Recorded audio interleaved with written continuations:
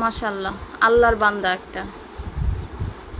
সকাল ঘুম থেকে উঠে তার এইখানে ওইখানে সে অগোছালো করবে, কখনো খাটের নিচে, কখনো ডাইনিং টেবিলের নিচে, কখনো চেয়ারের নিচে, কখনো এই চিপায়, কখনো ওই চিপায়, সে শুধু অগোছালো করবে। মানে তার সারা দিন সে যে কত কাজ করে, আমার যত অগুছালো কাজ সে গুছায় দেয় আমাকে।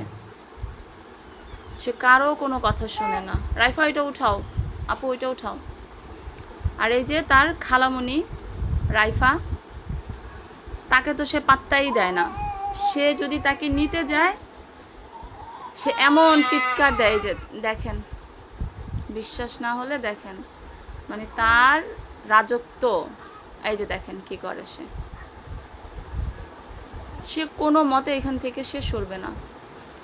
সে এখানের কাপড় সব একবার নিচে বের করছে টেনে টেনে, ওগুলোকে আবার রাখছি, আবার বের করতেছে এখন।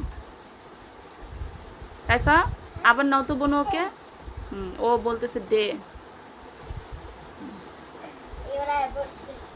কিসের আসছে, নিয়ে দাঁড়াও তো দেখি। এই যে ও ধরে রাখছে, সে আসবে না, সে আসবে না।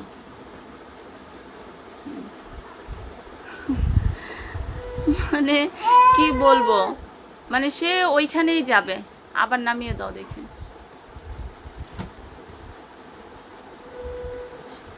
এগুলো কি করতেছো আম্মা জান?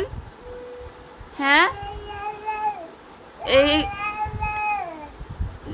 এগুলো কি অগুছালো ছিল?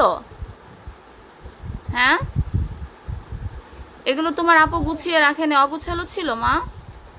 হ্যাঁ আম্মু, হ্যাঁ দেখি কি বলে।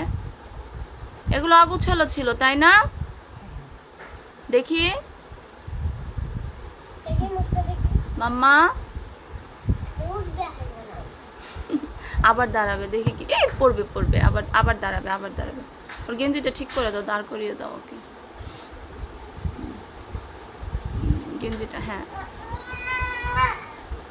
মাশাল্লাহ, এত জেদ যা বলার বাহিরে না।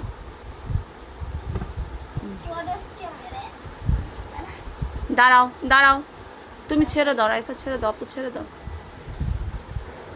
এটা হচ্ছে আমার নাতি, মানে হচ্ছে নাতনি। হ্যাঁ কি,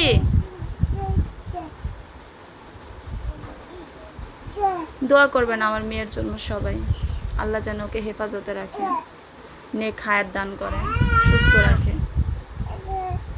আমিন। মাম্মা কিছু বলবা?